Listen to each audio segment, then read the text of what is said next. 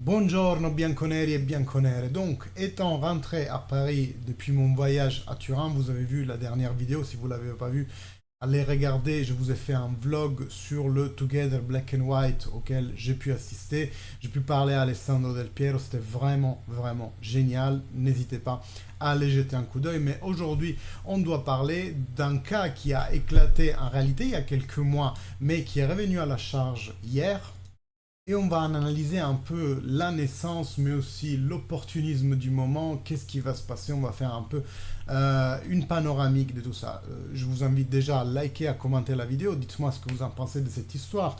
Tous un peu les revers, on va essayer de les aborder. J'espère rien oublier. Mais dans tous les cas, Niccolò Fagioli, qu'est-ce qui se passe? Déjà, il y a quelques mois, on avait eu des insights, notamment Mister Gatta, qui connaît un ami de Fagioli. Et cet ami lui a dit qu'il avait des problèmes comportementaux, en restant hyper vague, que la société en était à connaissance et que la situation était en train de devoir se régler. Donc, avec Giuntoli en première ligne.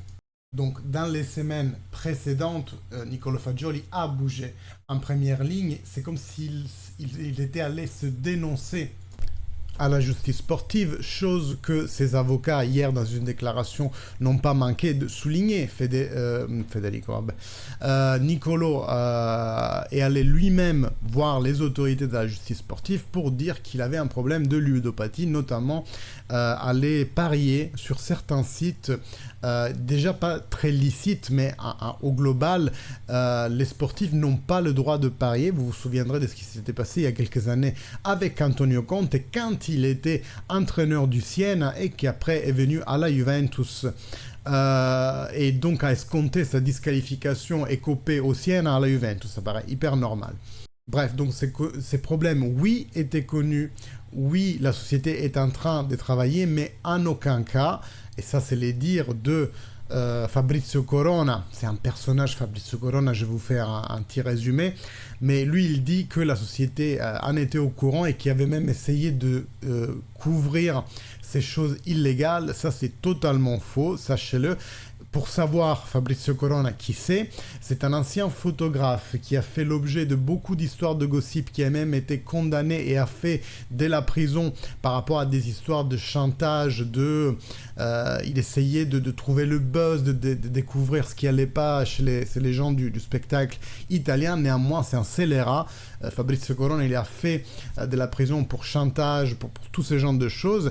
Et aujourd'hui, il a fait une interview il y a quelques temps à Belve, une émission italienne où il n'arrête pas de faire l'apologie de lui-même. Hein, je suis Dieu, les gens m'adorent. C'est ce genre de personnage. Donc tout ce qu'il dit, il le dit pour le buzz, il le dit pour faire jaser, même faire du buzz sur lui-même, ça ne le dérange aucunement.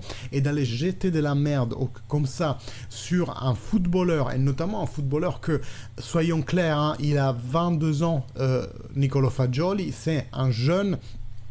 S'il a un problème de ludopathie, ce qui est peut-être le cas, il faut plus l'aider que lui jeter de la merde dessus. Je suis désolé, à ce moment-là, il faut qu'on en parle parce que depuis des années, vous le savez, on n'arrête pas de le dire, on est pris de mire pour ce genre de problématiques qui seraient totalement passer à côté si nos couleurs n'étaient pas le noir et blanc. Et la preuve, on l'a ici même. Je vais n'importe où, hein, mais Lautaro hier a été condamné pour une histoire il avait licencié sa femme de ménage après avoir découvert qu'il était mourante, donc hier il a été condamné. Dans un post Instagram, il dit mais non, c'était une amie de famille, on l'a beaucoup aidé, on l'a fait venir en Italie, on lui a payé plein de choses, donc c'est dégueulasse maintenant de demander de l'argent en plus par la famille parce qu'elle est morte. Mais en fait, il dit jamais pourquoi il l'a licencié, et ça c'est un fait, c'est avéré. Et sur les premières pages des journaux, qu'est-ce qu'on retrouve aujourd'hui? On retrouve le fait que Niccolò Fagioli, il est soupçonné d'avoir une ludopathie, il est soupçonné d'avoir parié sur des trucs, des sites illicites, et Lautaro Martinez, qui lui, il est condamné par un juge, on n'en parle pas du tout. Donc voilà, c'est vraiment cette sensation d'être opprimé et qu'on qu'on ne regarde que ce qui se passe de mal chez nous et qui reste encore à prouver. Et quand il y a des choses avérées des autres côtés, notamment au côté interiste, on n'en parle pas du tout. Cette situation est juste ahurissante et j'espère que ça va changer. J'espère vraiment que la société maintenant va faire un pas décis dans cette direction. Niccolò Fagioli, on saura assez rapidement qu'est-ce qu'il y en est, parce que Kiné, la procure fédérale, vous doutez bien qu'il était aux anges quand il a reçu ça. Il va assez rapidement, limite début de semaine prochaine déjà, donner un avis. Après, il y aura l'ITER que vous connaissez déjà, hein, soit Niccolò Fagioli fait opposition et donc décide d'aller en appel, soit il prend la disqualification. On parle ici d'une disqualification qui peut aller de quelques mois selon la gravité des faits, ou aussi à 1 an, 2 ans. Donc on a vu le comment c'est né, on a vu le traitement médiatique des journaux, même les traitements médiatiques vis-à-vis de ce qui se passe dans d'autres équipes. Reste à voir celle qui, pour moi, à mon humble avis, reste la partie centrale. C'est ce qu'on appelle en Italie la gogna mediatica. Je ne sais pas comment on peut traduire ça en français. La gogna, c'est le gros morceau de bois où on mettait la tête des condamnés à mort pour la couper. Et donc le jugement médiatique, quelque part, mais gogna, ça me plaît vraiment parce que ça fait vraiment au bûcher, brûlez-le, coupez-lui la tête. Et comme d'habitude, cette vague de haine s'est emparée encore une fois des réseaux sociaux. Et vraiment, je suis vraiment désolé de constater que cette vague n'est pas uniquement anti-Juventina extérieure. Elle est aussi anti-Juventina intérieure. Parce que oui, avec les 10 années de victoire, ça ne suffisait pas non, de se confronter aux autres, de se chamailler avec les autres, même de se disputer à l'extérieur de notre enclos de tifoseria. Non! Nous, les Juventini, on voulait plus. On voulait se disputer entre nous. Donc ça fait 2-3 ans que, pour un sujet ou pour l'autre, il faut qu'on trouve une façon de jeter de la merde sur notre propre société. Et j'utilise nous, mais on sait très bien d'où ça vient, ce type de discours. Des gens qui se font de l'oseille sur ça, qui se font mousser, qui ont des likes et des commentaires, des gens, des drogués qui vivent pour le like, pour le commentaire, pour le repartage, qui n'arrêtent pas de diffuser la haine à l'intérieur même de notre enclos. Et cette situation, elle est juste invivable. Parce que si vous voulez utiliser une équipe de football comme étant votre punching ball émotionnel, allez chercher une autre équipe. Parce que la Juventus ne mérite pas ça. Alors Niccolò Fagioli et sa copine ont été vraiment frappés d'une vague de haine sous leur post Instagram. Et comme je vous disais, une partie de ces commentaires vient des gens qui se définissent Juventini.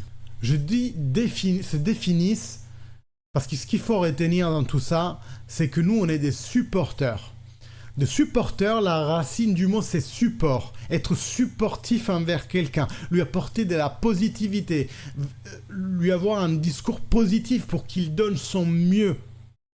Est-ce que c'est ce que ces gens font? Je ne pense pas. Et je parle de Fagioli, mais on pourrait mentionner toute la négativité, les vagues de négativité à chaque fois qu'on fait un match nul, qu'on perd.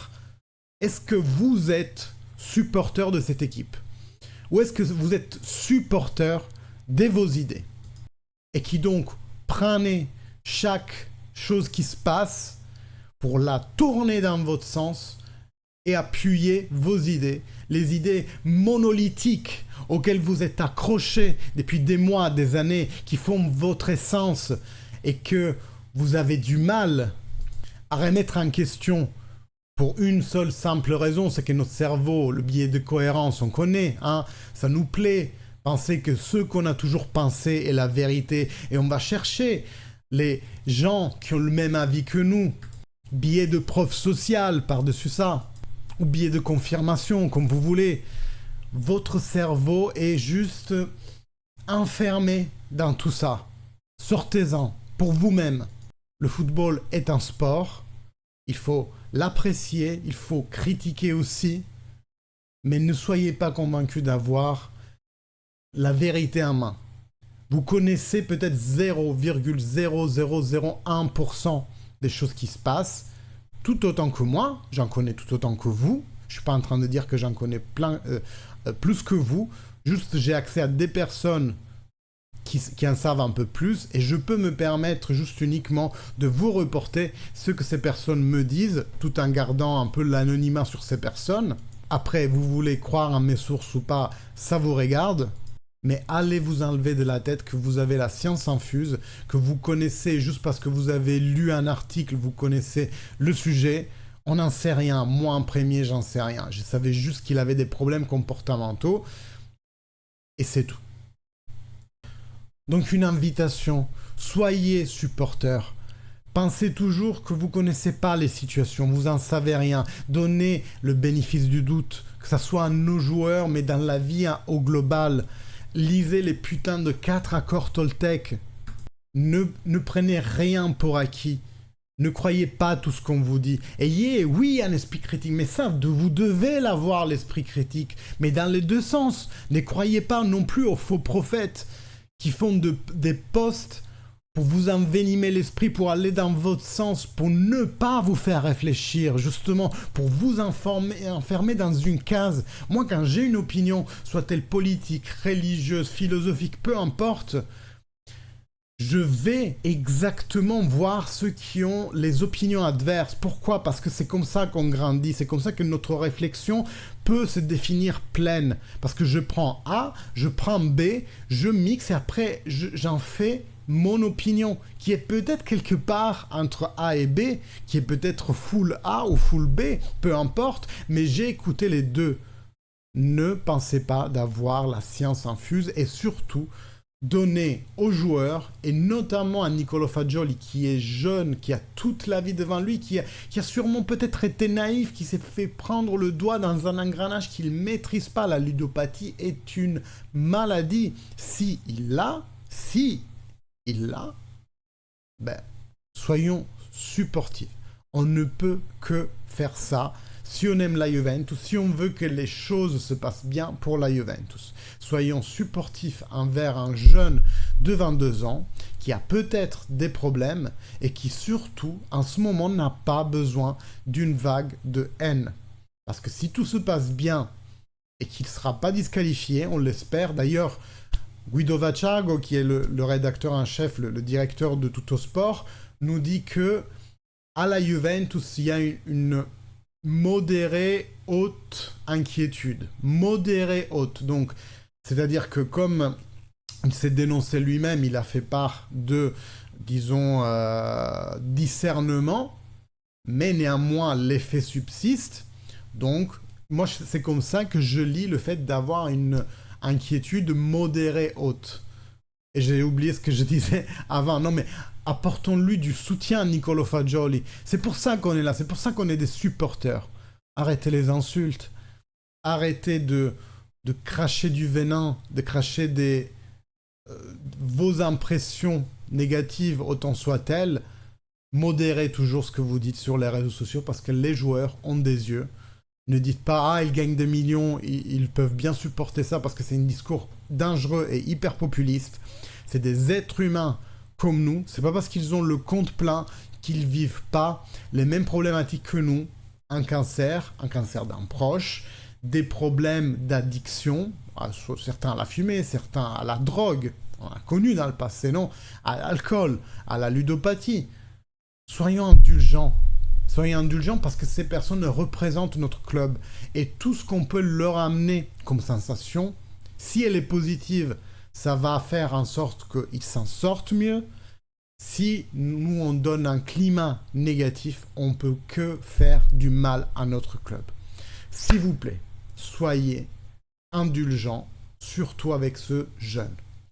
Bon, pour aujourd'hui, on va s'arrêter là. Allez regarder le vlog, c'était vraiment un moment intense de Juventinita. Je vous le conseille vraiment. Pour l'instant, je vous salue. Je vous dirai s'il y a des évolutions concernant cette histoire dans les prochains jours. Restez forts, fino alla fine, forza Juve. Ciao.